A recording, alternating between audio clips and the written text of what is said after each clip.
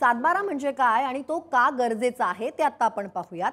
सातबारा उतारा म्हणजे जमिनीचा एक प्रकारचा आरसा असतो, कारण हा उतारा वाचून प्रत्यक्ष जमिनीवर न जाता त्या जमिनीचा संपूर्ण अंदाज आपल्याला घर बसल्या एका जागीच आपल्याला मिळू शकतो। महाराष्ट्र शासनाच्या महाराष्ट्र जमीन महसूल कायदा 1971 अंतर्गत शेतजमिनींच्या हक्कांबाबत विविध नोंदी ठेवल्या जातात आणि जमीन आणि महसुलाच्या व्यवस्थापनासाठी प्रत्येक गावच्या तलाठ्याकडे हे गाव नमुने असतात। त्याला सातबारा हा केवळ महसूलला नोंद असावी म्हणून काढला जातो, तर खरेदी खत असेल तर तो मालकी हक्क म्हटला जातो। पण आपल्याकडे लोकांना सातबारा हा मालकी हक्काचाच पुरावा वाटतो, पण तसं नाहीये। केवळ खरेदी खत आहे, परंतु सातबारावरती नाव नसेल तर आधी ते नाव लावून घ्या, म्हणजे महसूल दप्तरी तुमचं नाव नोंद होईल आणि ज्यांना आपण मिळकत विकलीये ते सुद्धा आपल्यावर विश्वास ठेवून व्यवहार करतील। म्हणून सातबारा हा असायलाच हवा।